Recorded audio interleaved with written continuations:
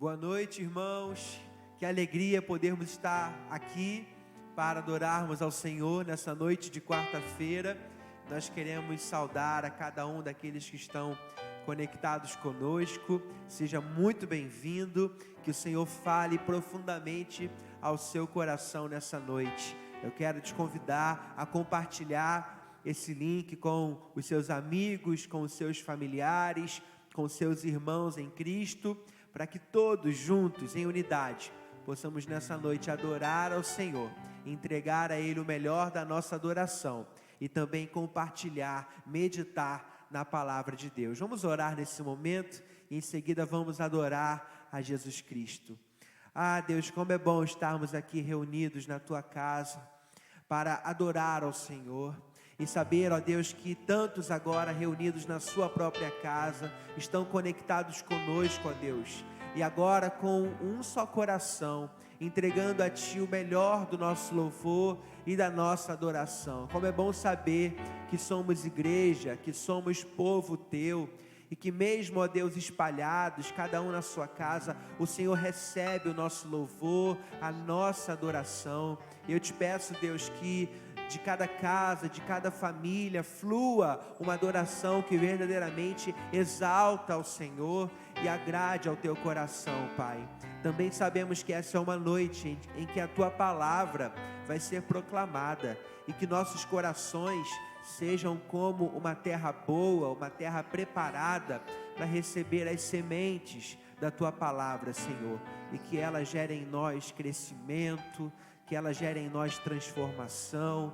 Ah, Deus, que tudo que for feito nessa noite seja única e exclusivamente para a honra e glória do Teu santo nome. Queremos Te adorar, Senhor, queremos Te exaltar nessa noite, porque não há outro como Tu. Queremos levantar o Teu nome acima de todo nome, porque o Teu nome é lindo, o Teu nome é maravilhoso. E a palavra do Senhor diz que o Senhor recebeu um nome que está acima de todo nome, para que ao nome de Jesus Cristo se dobre todo joelho nos céus, na terra e debaixo da terra, e toda língua confesse que Jesus Cristo é o Senhor, para a glória de Deus Pai. Ah, Jesus, seja adorado nessa noite, seja adorado. Eu te convido, meu irmão, vamos adorar ao Senhor. Aí da sua casa, erga a sua voz e vamos declarar esse nome que é sobre todo nome. Amém? Vamos juntos? Abriu mão da sua glória e semelhante a um homem se esvaziou, servo tornou,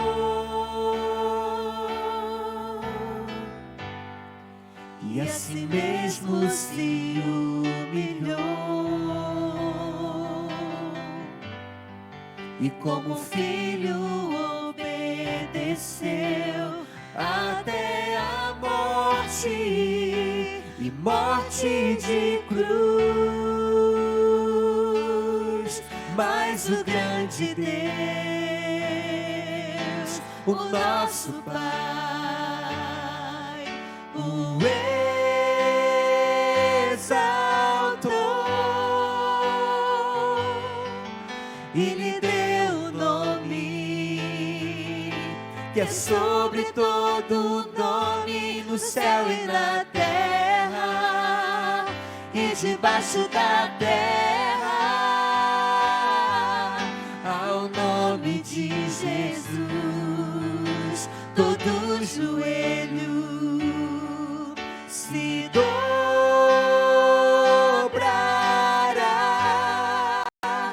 e toda língua confessará que Ele é o Senhor.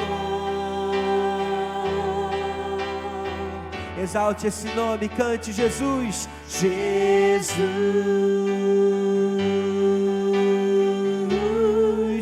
nome sobre todo nome, nome sobre todo nome. Jesus,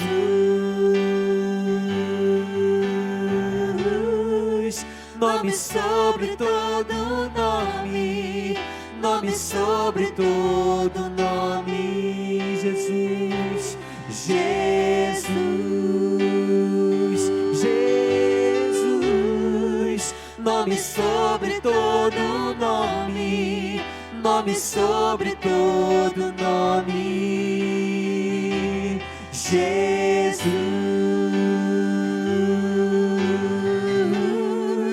nome sobre todo nome, nome sobre todo nome, seu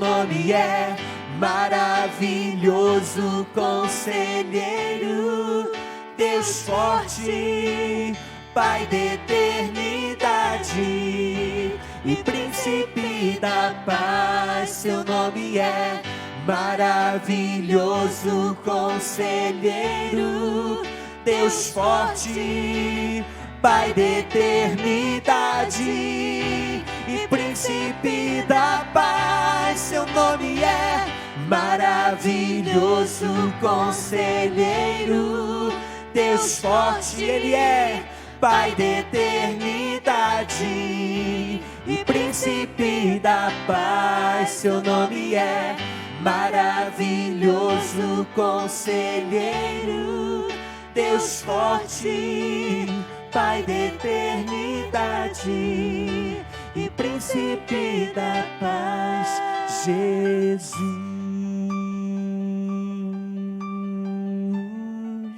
nome sobre todo nome, nome sobre todo nome, cante esse nome, Jesus,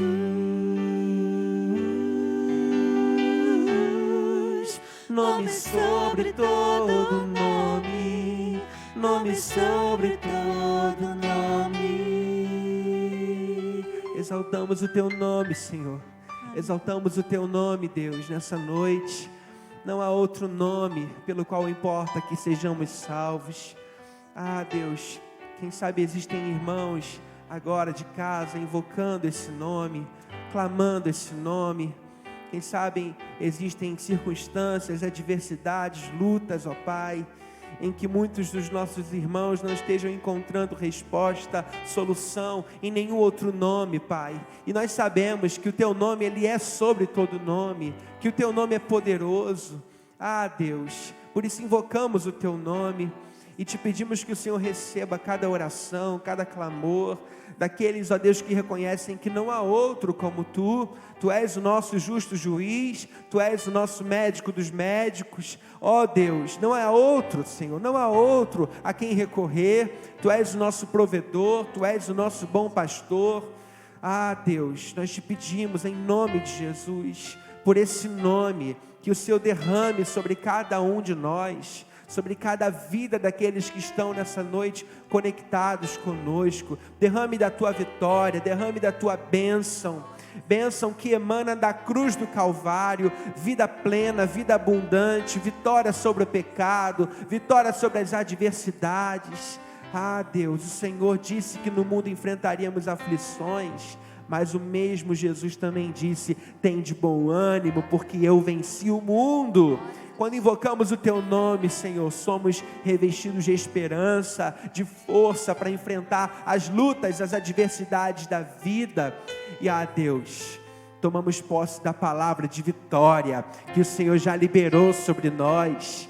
Tomamos posse da palavra de vitória que temos como igreja, como povo, ó Deus, que foi marcado pelo Teu Santo Espírito, que foi derramado sobre nós. Ah, Deus, maior é o que está em nós do que aquele que está no mundo.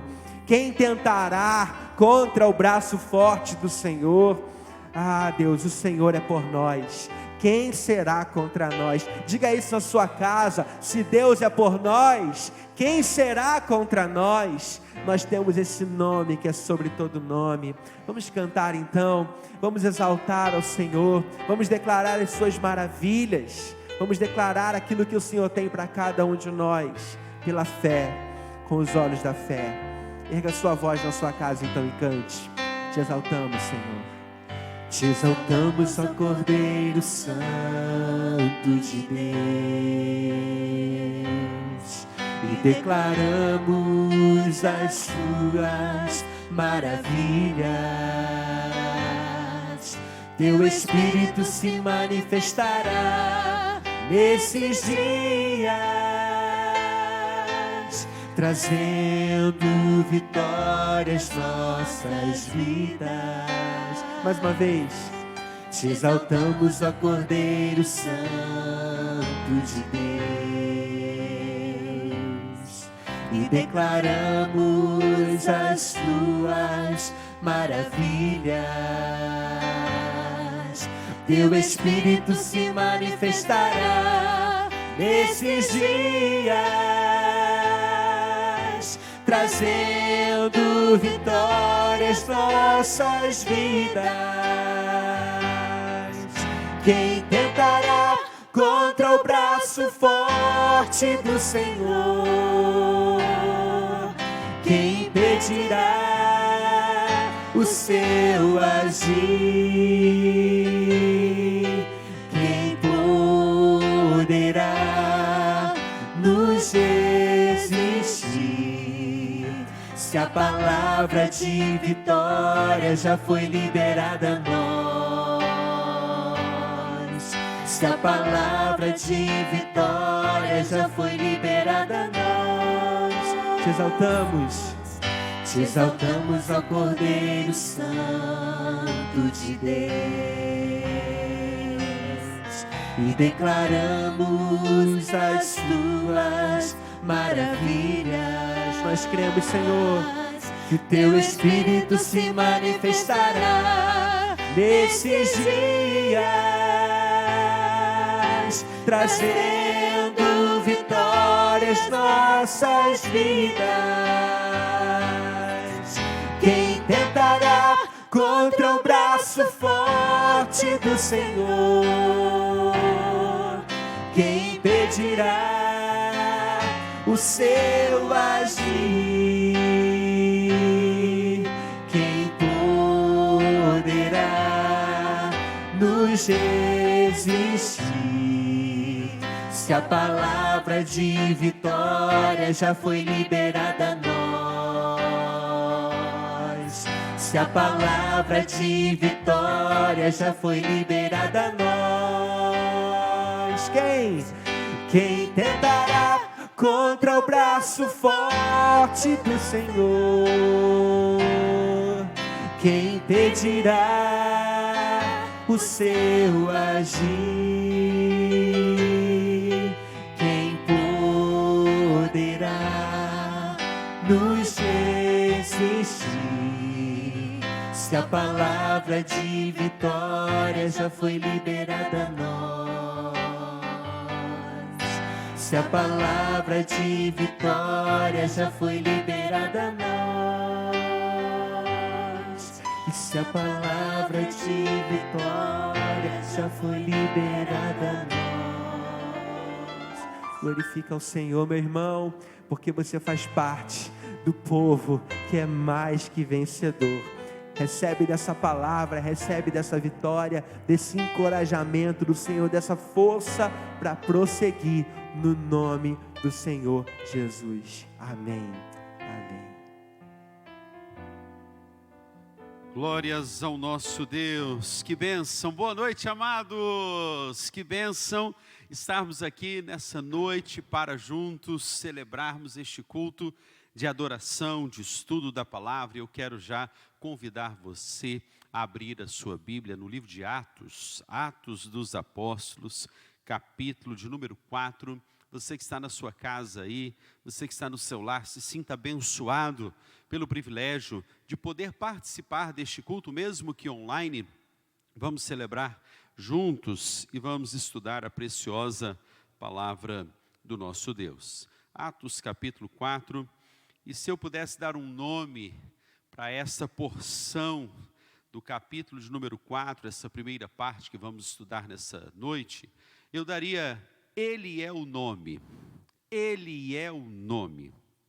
Vamos então ler a preciosa palavra do Senhor a partir do verso 1. Enquanto eles estavam falando ao povo, chegaram os sacerdotes, o capitão dos guardas do templo e os saduceus, muito incomodados, porque os discípulos ensinavam o povo e anunciavam em Jesus a ressurreição dentre os mortos. Então, os prenderam e os colocaram na prisão até o dia seguinte, pois já era tarde. Contudo, muitos dos que ouviram a palavra creram, e o número dos homens que creram aumentou para quase 5.000. Louvado seja o nome do Senhor. Vamos orar ao nosso Deus. Pai, que maravilhoso, que privilégio é poder ler a preciosa palavra do Senhor nessa noite. Fala-nos, Pai, toca-nos, transforma-nos, edifique a tua igreja, capacite a tua igreja com o poder do teu Espírito Santo. É o que oramos, certos da vitória, da bênção, e que esta palavra não volta vazia, não voltará vazia, pelo contrário, ela cumprirá aquilo pelo qual o Senhor a designou. A ti a glória e o louvor, oramos no nome poderoso de Jesus. Amém e amém. Após o Pentecostes, a descida do Espírito Santo, o derramamento do Espírito Santo, aqueles primeiros discípulos de Jesus que iniciam a sua caminhada como apóstolos, como servos que dão continuidade à proclamação da palavra, começam a ter as primeiras experiências com Deus, com vitórias, com curas, com milagres. E nós estudamos na semana passada sobre os efeitos, as sequelas, os resultados que vieram após a cura daquele paralítico que ficava há 40 anos em frente à Porta Formosa. E ali, queridos, começa agora, a partir do capítulo de número 4, a primeira perseguição dos primeiros cristãos. E aí, o que é lindo neste texto é vermos como estes primeiros cristãos, agora aqui citando Pedro e o apóstolo amado João, como eles reagiram, como deve ser a minha e a sua reação diante dos tempos de perseguição. Alguém diz, queridos, que a igreja precisa ser perseguida. Não pode tirar da igreja a perseguição, porque a igreja vai orar mais, a igreja vai buscar mais, a igreja vai jejuar mais, a igreja vai buscar o avivamento. E é interessante olhar, queridos, quando olhamos a história da igreja perseguida, percebemos que ali fica claro qual é a igreja verdadeira e qual é a igreja falsa. O que é uma religião, ou seja, uma religiosidade, e o que é uma espiritualidade, o que é o cristianismo, o que é a religião. E eu quero te convidar nessa noite para juntos a gente pensar um pouquinho sobre essa realidade destes servos de Deus. Bem, já havia dito Jesus em Marcos capítulo de número 13, veja o que Jesus ele falou em Marcos 13, a partir do verso de número 9, ele disse assim, olha, fiquem atentos, pois vocês serão entregues aos tribunais, serão açoitados nas sinagogas, por minha causa, vocês serão levados à presença dos governadores e reis, como testemunho a eles. Eu acredito, queridos, que Pedro e João, eles lembraram dessas palavras de Jesus. O que você acha? Eu acho que eles se lembraram que Jesus havia advertido que eles passariam por perseguição. E é interessante perceber que então Jesus dizia: é necessário que antes o evangelho seja pregado a todas as nações. Sempre que forem presos e levados a julgamento, não fiquem preocupados com o que vão dizer. Olha a palavra de Jesus. Jesus já estava advertindo e dando um preparo àqueles discípulos, porque eles passariam pela primeira perseguição. E aqui, de fato, neste capítulo de número 4, quando chegamos aqui, é de fato a primeira perseguição da igreja. E Jesus diz assim: digam tão somente o que for dado a vocês naquela hora, pois não serão vocês que estarão falando, mas o Espírito Santo. Que coisa extraordinária, né, querido? Saber que o nosso Deus, Ele coloca no momento da dor, da dificuldade, da perseguição, as palavras que vêm do Espírito Santo para que sejam faladas. E assim vai ser a reação de Pedro e João. Você quer vir comigo nessa noite para a gente perceber algumas realidades aqui? É interessante só a gente fazer um paralelo e uma diferença dessa religiosidade fanática, porque aqui haviam os sacerdotes, na verdade da herança do sumo sacerdote, na verdade até uma tradição, porque o texto fala de Anás, de Caifás, de João, Alexandre e todos os parentes do sumo sacerdote. Se você olhar aí a sua Bíblia, no verso de número 6, diz a respeito disso. Então a religiosidade, ela traz consigo essa ideia de uma tradição. Mas é muito interessante perceber, queridos, que o cristianismo, ele leva o homem a ter um encontro com Deus, e é Deus que vem ao encontro do homem. Você deve se lembrar no livro de Gênesis, quando o povo queria chegar até Deus e construíram uma torre chamada Torre de Babel. Porque a religião é o homem que parece estar em uma esteira de exercícios para tentar agradar a Deus, para tentar fazer coisas para Deus.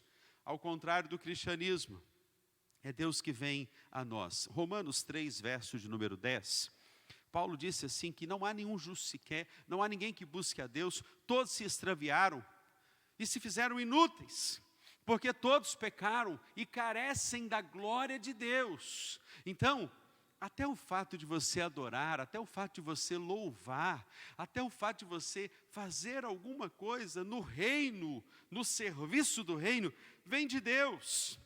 Isso é a verdadeira espiritualidade. Deus vem ao seu encontro. O homem é encontrado por Deus. No cristianismo, Deus encontra o homem. Na religião, o homem coloca a sua esteira de exercícios para alcançar o favor de Deus. Vejamos, queridos, que quando nós vemos aqui uma religiosidade cega, essa religiosidade queria trazer a intimidação. Talvez uma primeira característica que pensemos aqui sobre esse aspecto dos sacerdotes, veja, quem matou Jesus foram os sacerdotes, foi o próprio povo, foi o judaísmo, foi a religião. Há algum problema com a religião? Não, a palavra religião vem do latim religare, é ligar o homem a Deus. O problema não é a religião, é a religiosidade. Por quê? Ela trabalha no intuito da intimidação. O verso de número 5 vai nos mostrar isso. No dia seguinte, reuniram-se em Jerusalém as autoridades, os líderes religiosos e os escribas, e também o sumo sacerdote, Anás, Caifás, João, Alexandre e todos os parentes do sumo sacerdote. Eles estavam com as suas ideologias, o fundamentalismo, baseado em práticas que Jesus combateu. Houve um momento que Jesus, ele não estava suportando os fariseus no que diz respeito a uma prática religiosa e o chamou de raça de víboras. Por quê? Justamente porque Jesus não suporta a religiosidade, ele quer intimidade, ele quer espiritualidade, espontaneidade. E é interessante olhar também uma segunda característica dessa religiosidade, porque ela enfatiza uma linhagem de tradição. Olha a família do sumo sacerdote aqui. Os homens que querem usar da sua tradição para fazer calar o cristianismo. Aqui está claro que eles queriam fazer da religião um preceito para calar o poder do Evangelho de Deus. Uma outra característica que nós poderíamos dizer nessa noite é que a religiosidade traz consigo questionamentos. Veja o verso de número 7. E colocando-os diante de si, perguntaram-lhes: com que poder ou em nome de quem fizestes isto? A religiosidade traz as interrogações, as perguntas. Eles viram que o paralítico começou a andar e começou a entrar no templo e agora glorificava o nome do Senhor, mas eles ficaram interrogando. A grande pergunta que nasce aqui, queridos, é se Caifás, Anás, João, o Alexandre, se eles mudaram. Ao verem o agir de Deus, eles mudaram. Queridos, deixa eu te dizer uma coisa, milagre não muda a vida de ninguém, não.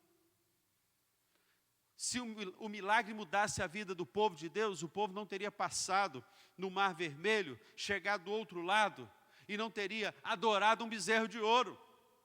Não é milagre que muda a sua vida. Só há um nome, e Ele é o nome de Jesus Cristo que pode mudar, e é o nome do Senhor, e eles vão interrogar, eles vão perguntar. E essa religiosidade suspeita, duvida, questiona, e aí é bom que você vai fazendo uma pergunta para si mesmo nessa noite: será que eu sou religioso, ou eu sou espiritual? Ou eu sou o que estou submisso ao cristianismo? Veja comigo, é interessante que essa intimidação queria que estes discípulos retrocedessem. O verso de número 8 vai dizer isso. Então Pedro, cheio do Espírito Santo, lhes disse: senhores, eu acho isso aqui uma coisa assim, gente, fantástica. Porque a despeito do fato de fazer a apologia da fé, ele não perdeu o respeito. Ele disse: autoridades, senhores do povo e vós, líderes religiosos, se hoje somos questionados acerca do benefício feito a um doente, pelo modo como foi curado, veja, a intimidação, mas ao mesmo tempo eu vejo aqui em Pedro, e é Pedro que vai dizer isso, a sua intrepidez, porque o cristianismo, ele mostra ousadia, ele mostra autoridade, ele mostra a sua intrepidez. A religião é cega, eles não conseguiram ver a ação de Deus. Os versos 10 e verso 10 e 11 dizem sobre isso: seja do conhecimento de todos vós e de todo o povo de Israel, que em nome de Jesus Cristo Nazareno, aquele a quem crucificastes. Eles não conseguiam ver. A religião traz essa cegueira. As pessoas não conseguem sentir o agir de Deus, a manifestação do Senhor. E o cuidado que você precisa ter, querido, é que você vai passando os anos no cristianismo, no evangelho, na igreja, e pode ser que você não mudou. O evangelho nos muda, como mudou. Aquele homem que estava inerte, paralítico, passou a andar. Você pode imaginar, alguém 40 anos inerte, paralisado. Agora o poder de Deus chega na vida daquele homem. Ele experimenta o Senhor e ele agarra nos pés de Pedro e de João e quer andar com eles. E é interessante que Pedro e João lhes dá a mão e diz para ele assim: vem comigo. Porque o cristianismo é um chamado para caminharmos juntos, para estendermos as mãos àqueles que estão sedentos de Cristo Jesus. Mas veja o verso de número 10, a palavra de Deus diz assim: aquele a quem crucificastes e a quem Deus ressuscitou dentre os mortos, sim, por meio desse nome. Esse homem está aqui com boa saúde diante de vós. Só que a cegueira não permitia que eles vissem. Verso 11, este Jesus é a pedra rejeitada por vós, os construtores, o qual foi colocada como pedra angular. Eu acho esse um dos versículos mais fantásticos. Ele é a pedra de esquina, ele é a pedra de fundamento, ele é a pedra angular. É nele que sustentamos a nossa vida, para que quando as tempestades vierem sobre nós, estejamos firmes e inabaláveis, como Jesus mesmo disse em Mateus capítulo de número 7, sobre o homem que construiu a sua casa sobre a rocha. Ei, querido, Deus te chamou para sustentar a sua vida nessa rocha que é Cristo Jesus. Olha para Jesus, olha para a cruz, Olha para o Senhor, pare de olhar para o próximo, para de olhar para os erros do próximo, de olhar para as falhas do próximo, para de ser perfeccionista, para de querer a perfeição, filho. Você está na terra, você está no mundo, você é ser humano. E aí quando eu olho para a palavra eu vejo, este é Jesus, este é Jesus, Ele é o nome. É por isso que quando olhamos aqui, diante dessa expressão de Pedro, que vai mostrando a sua autoridade, o seu fundamentalismo, não, o seu fundamento, a sua base alicerçada numa pessoa. Não foi nós, não fomos nós, não foi eu, não. Esse ato de praticar o bem para esse homem, não foi pelo meu nome, foi pelo nome de Jesus Cristo.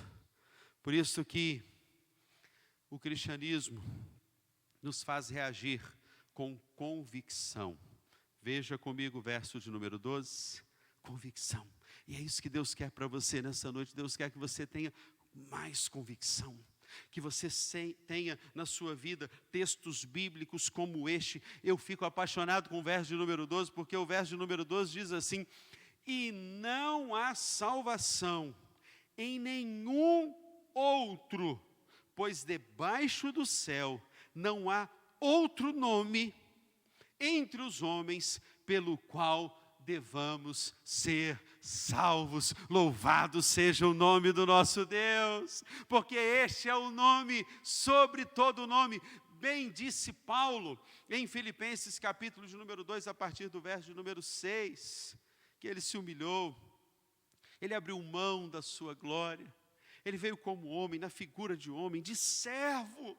Ele foi servo para servir. Ele tinha uma toalha e uma bacia que serviu até os próprios discípulos, lavando os seus pés. Mas Deus o exaltou e lhe deu um nome que é sobre todo nome, o qual todo joelho vai se dobrar e toda língua vai confessar: Jesus Cristo é o Senhor. Jesus Cristo já é o Senhor da sua vida? É mesmo? É Ele que domina as suas reações? É Ele que governa as suas vontades? É Ele que dirige as suas escolhas? Jesus Cristo é o Senhor. É por isso que não há outro nome, e Pedro vai dizer isto. O cristianismo, ao contrário da religião, as vidas são transformadas, e é este cristianismo que é capaz de silenciar os incrédulos. É por isso que o texto, no verso de número 13 e 14, eles dizem assim: observando a coragem de Pedro, olha a intrepidez, olha a ousadia, observando a coragem de Pedro e de João, e percebendo que eram homens simples. Por que há essa expressão aqui no verso 13? Porque eles esperavam que Pedro, ele tivesse uma patente, que ele fosse um homem culto, um poliglota de repente, que ele fosse um homem de uma linhagem sacerdotal, e eles perceberam, são homens simples. Deixa eu te dizer uma coisa, querido, Deus escolheu você, Deus escolheu as coisas simples, as coisas loucas deste mundo para confundir os que não são. Essa é a palavra do apóstolo Paulo em 2 Coríntios capítulo 1. Ele escolheu as coisas loucas, Ele escolheu você que é simples, e Deus quer te usar, Deus quer me usar, Deus quer usar a sua vida, para que o nome dEle seja exaltado, para que você não se vanglorie nas suas obras, e bata no peito, e diga: é porque eu tenho títulos, porque eu sou bom, porque eu sou capaz. E o texto diz: e vendo que eles eram homens simples e sem erudição, eles se admiravam. Mas olha o que diz o verso de número 13. Isso aqui é fantástico. E reconheceram que eles haviam convivido com Jesus. Não é fantástico isto? Em meio a um julgamento, em meio a uma cadeia, em meio a uma prisão, o propósito principal daquela obra sendo feita era este: que o nome de Jesus fosse exaltado. E o que aconteceu? eles perceberam que aqueles 2 discípulos haviam andado com Jesus. Deixa eu te perguntar uma coisa, lá na sua casa, lá no seu trabalho, na sua família, os seus filhos, os seus parentes, a sua igreja, você que é de outra igreja, você que não é da PIB de Moça Bonita, aqui na PIB de Moça Bonita, as pessoas percebem que você andou com Jesus.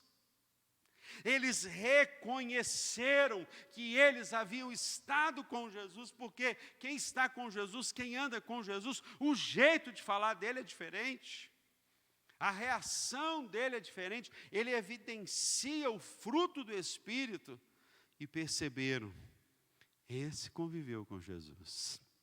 Você quer isso para a sua vida nessa noite? Quer que as pessoas percebam que você andou com Jesus?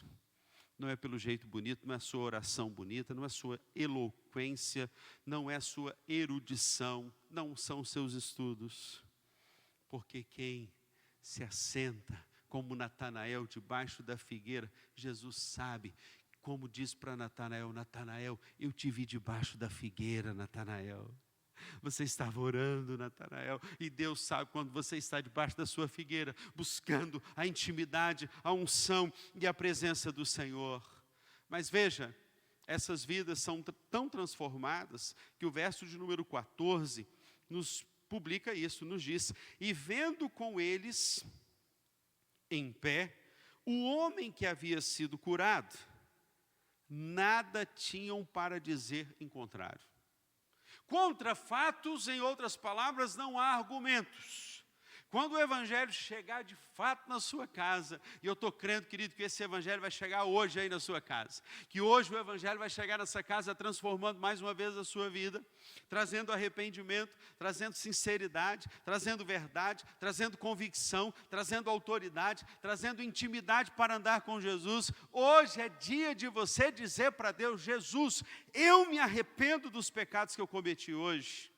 Hoje é dia de me voltar para a Tua palavra. Senhor, eu confesso que eu sou pecador, que eu sou falho, que eu sou carente da Tua graça. Vem sobre mim. Você pode fazer essa oração hoje mesmo aí.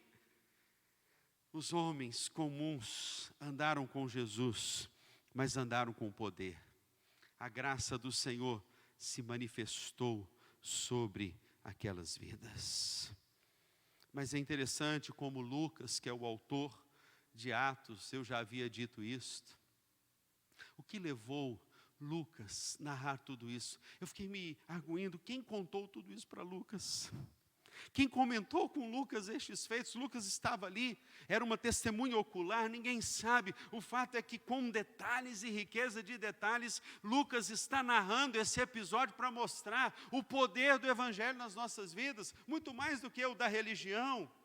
E dos versos 15 a 22, Lucas narra um momento, que é um momento muito único para Pedro e João. Todavia, verso 15, depois de mandá-los sair do sinédrio, começaram a debater entre si, dizendo, o que faremos a estes homens? Porque todos os que habitam em Jerusalém sabem que foi feito um sinal evidente. Meu irmão, quando o Espírito Santo agir na sua vida, todo mundo vai perceber. A família vai perceber, o Evangelho vai chegar e vai transformar a sua casa. É um sinal evidente por meio deles, e não podemos negar.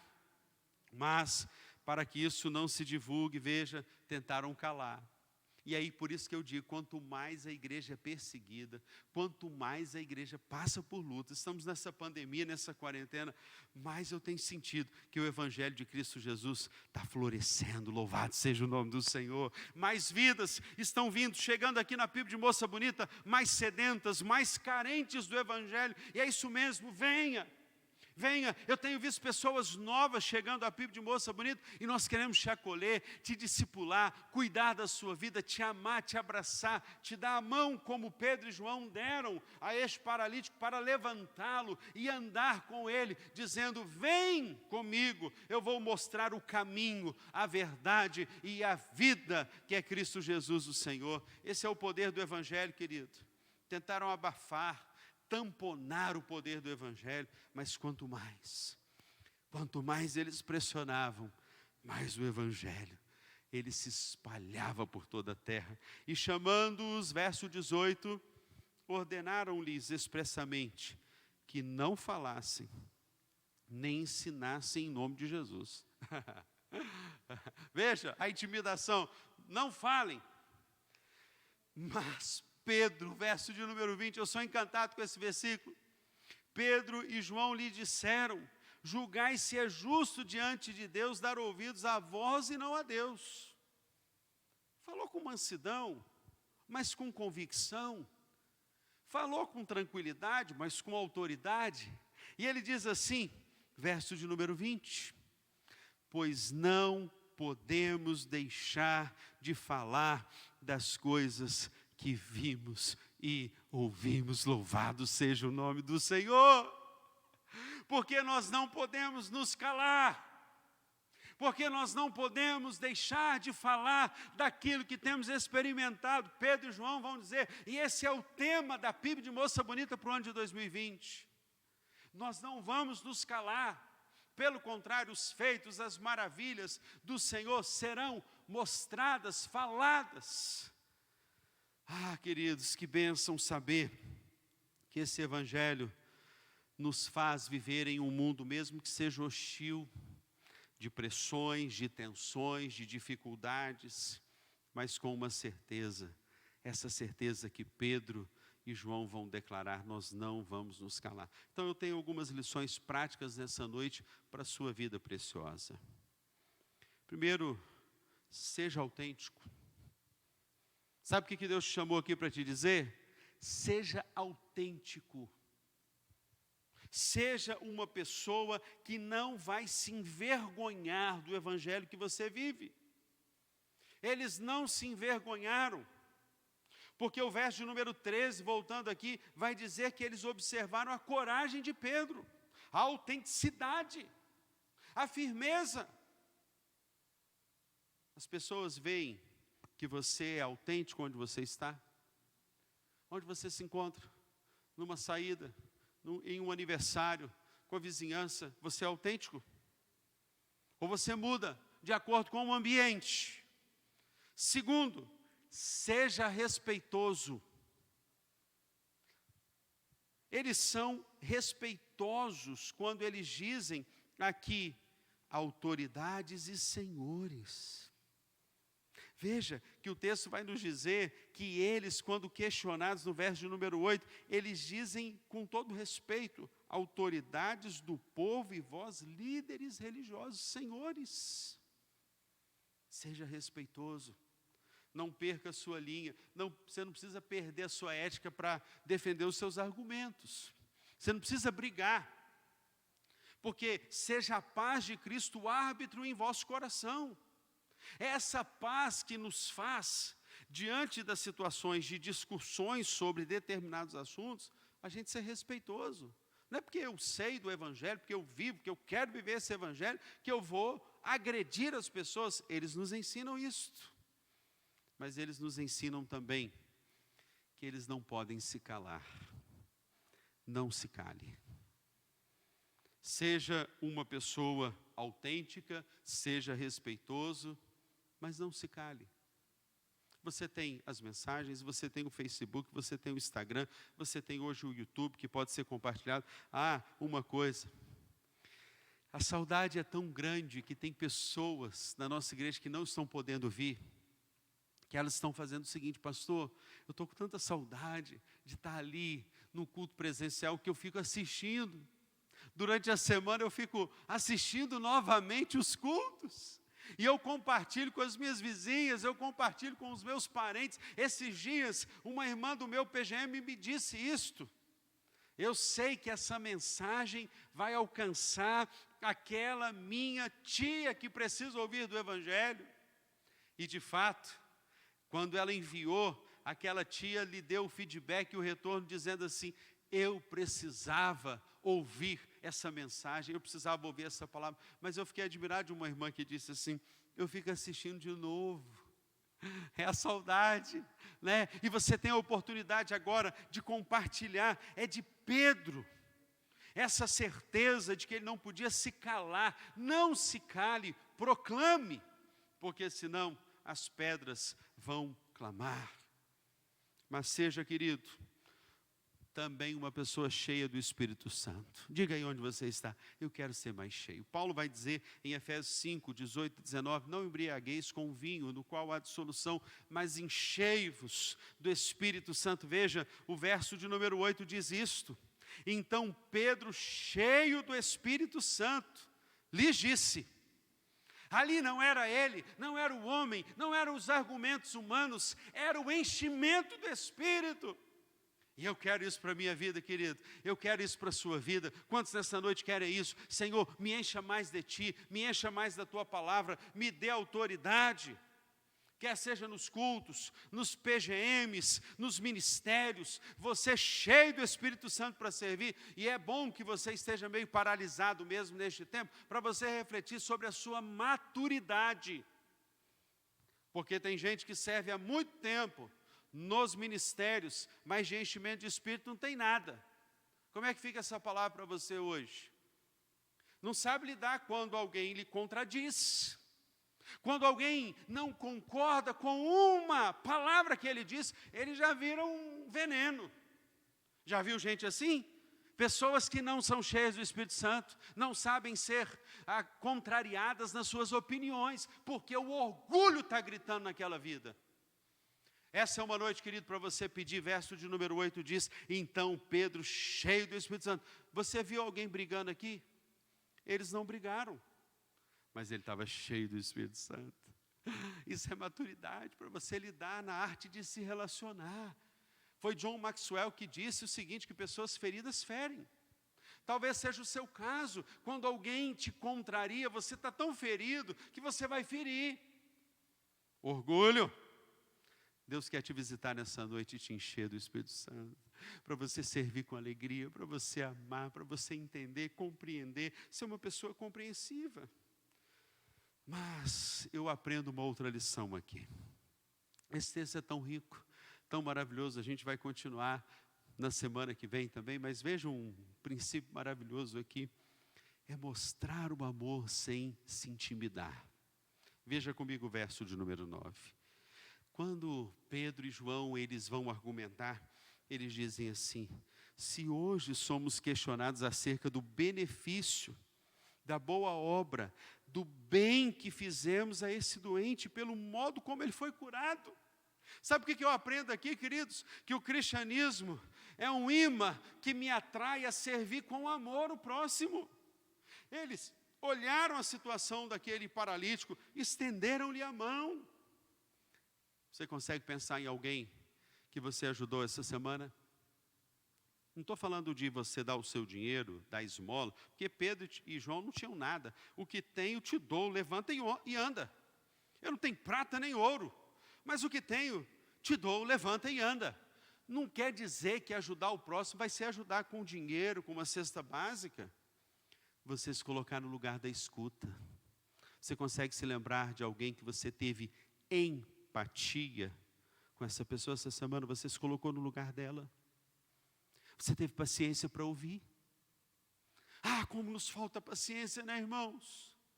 Realmente não é para qualquer um ouvir as dores, as lutas, as dificuldades. Mas empatia, para ver a dor do próximo. É de Philip Yancey no livro Igreja, Por que Me Importar? Que ele diz uma coisa que é fantástico quando ele fala sobre hipersensibilidade. Philip Yancey diz o seguinte, que hipersensibilidade no ministério é sentir a dor do próximo, é comer as lágrimas uns dos outros. Isso é hipersensibilidade. Então, o cristianismo é como um imã que nos atrai a servirmos com amor. Nós não podemos nos calar.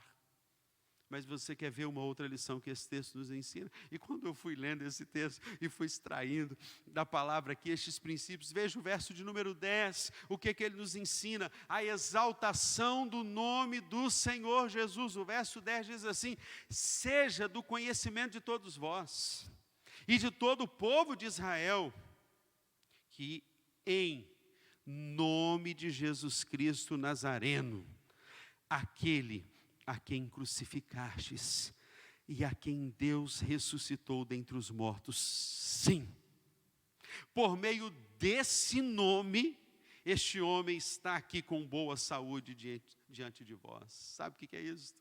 Exaltação do nome de Jesus. Na sua vida, Jesus já é exaltado. Você faz uma coisa, bate no peito. Fala, olha, como que eu fiz? Ou para querer o aplauso, o reconhecimento do próximo. É Søren Kierkegaard, um filósofo dinamarquês. Ele criou uma ideia sobre adoração. Søren Kierkegaard, ele diz uma coisa, que a adoração é como se Deus fosse a plateia. E nós somos aqueles que realizamos algo e Deus está sentado na plateia. Eu achei fantástica essa visão de Søren Kierkegaard. E é Russell Shedd que lida com essa expressão de Søren Kierkegaard no livro sobre adoração. E ele cita justamente Søren Kierkegaard para dizer isto, que nós que estamos servindo a Deus, temos um único propósito de receber o aplauso da plateia, que é Deus. Então, quando você fizer alguma coisa, exalte o nome do Senhor, exalte o nome e a pessoa bendita de Cristo Jesus. Mas em último lugar, esse cristianismo verdadeiro, esse nome que é sobre todo nome, me leva a buscar a comunhão com os meus irmãos. Veja o verso de número 23 e 24, quando diz assim: ao ouvirem isso, todos juntos. Eu gosto quando eu vejo várias expressões no livro de Atos, e nós vamos ver muitas, do povo unido juntos, porque juntos somos mais fortes, juntos somos melhores, amém? E ele diz assim, juntos, o povo estava junto, depois de soltos, foram com seus companheiros e lhes contaram tudo que os principais sacerdotes e líderes religiosos lhes haviam falado. Ao ouvirem isso, todos juntos elevaram a voz, dizendo: Senhor, tu que fizeste o céu, a terra, o mar e tudo que neles há, que pelo Espírito disseste pela boca de nosso pai Davi, teu servo, porque os gentios se enfureceram e os povos imaginaram coisas vãs. Mas vamos pegar a primeira parte aqui. Depois de passar por um estresse, por uma pressão, por uma opressão, pela cadeia, Pedro e Tiago, Pedro e João, queridos, eles não quiseram ir para um spa. Tem gente que depois da pressão, da dor, da dificuldade, fala assim, eu estou precisando de férias. Eu vou lá para Angra dos Reis, vou lá para Paraty. Não, eu vou para Búzios. Vou tirar férias porque eu estou cansado em meio a essa dor que eu passei.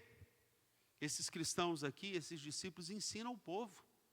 O lugar de ir após a pressão é para a comunhão dos santos, é para a igreja, é para a adoração junto com os meus. Você não está com saudade não, de vir para a casa de Deus, para estar nessa comunhão e juntos, e eles e os seus companheiros começaram a contar tudo que o Senhor fez. Nada substitui a sua comunhão com a igreja, querido.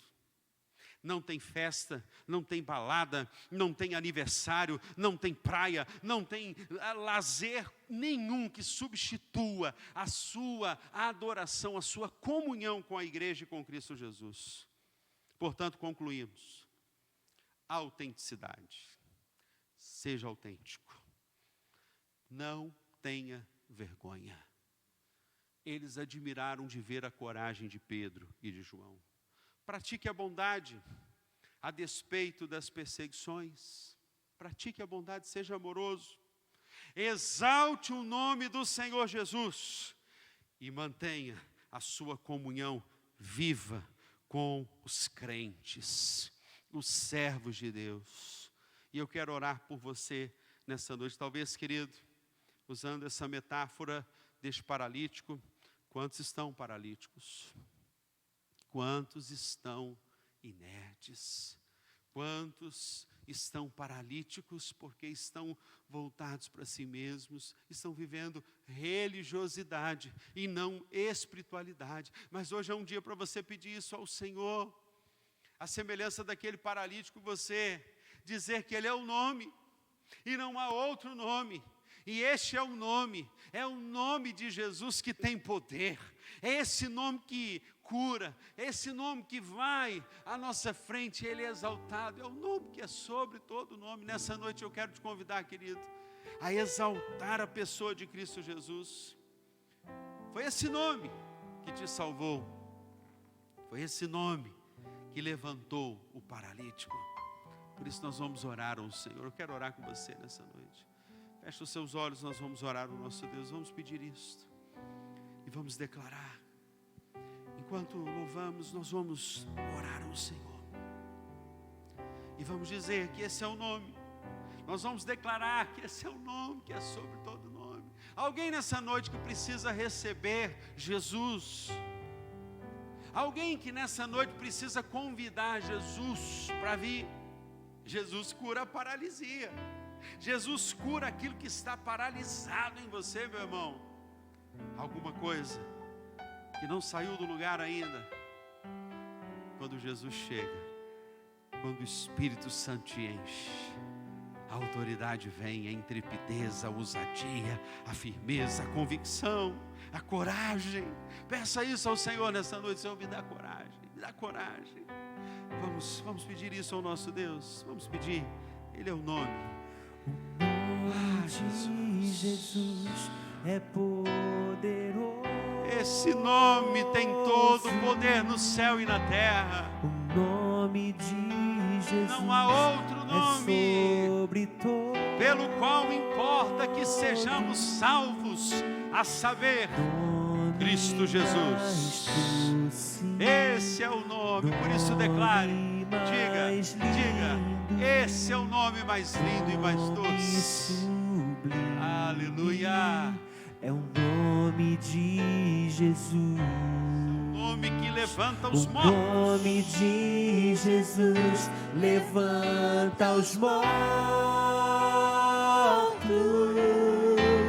O nome de Jesus sara os feridos. Nome mais santo, nome mais puro, nome bendito, é o nome de Jesus. Diga isso, o nome de Jesus. Esse é o nome, Pai, nessa noite. Nós declaramos que esse nome, o nome de Jesus, tem poder para me salvar. Eu não sei quem nessa noite está pedindo isso, Jesus. Venha, Jesus, me curar. Venha, Jesus, me transformar. Mas você pode pedir isso nessa noite. Se o Espírito Santo está te revestindo nessa noite. Se você está pedindo a Deus, Senhor, me encha até transbordar. Me encha do teu Espírito, Pai. Eu quero falar na autoridade. Eu quero declarar, Pai, porque estou intrépido, ousado. Levanta os mortos. O nome de Jesus sara os feridos. Nome mais santo, nome mais puro, nome bendito, é o nome de Jesus. Nome só santo, a ti a glória, Jesus. Nome mais santo, exaltado seja o teu nome, mais puro, nome bendito, é o nome de Jesus. Aleluia. Declare sobre esse nome, peça o poder desse nome, porque no nome de Jesus há poder. Pai, nessa noite declaramos o senhorio de Cristo. Vencemos todas as pressões da religiosidade. Pai, nós abominamos a religiosidade.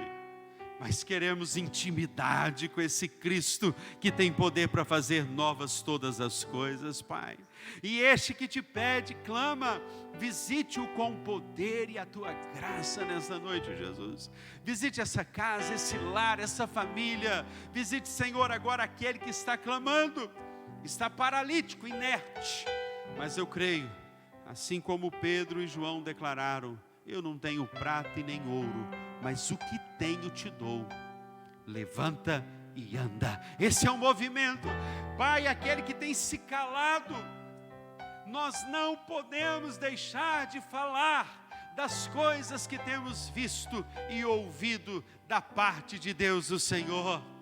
Pai, seja exaltado, e o Espírito Santo do Senhor, que nos consola, guarde todos estes corações. Por isso, que o Senhor te abençoe e te guarde. Que o Senhor faça resplandecer o seu rosto sobre ti e tenha misericórdia de ti. Que o Senhor sobre ti levante o seu rosto e te dê a paz. Hoje, agora e para todos sempre. Amém e amém. Que Deus a todos abençoe. E amanhã, às 21 horas, o nosso programa de missões. Participe, compartilhe e vamos amar, porque Ele nos amou primeiro. Que Deus a todos abençoe.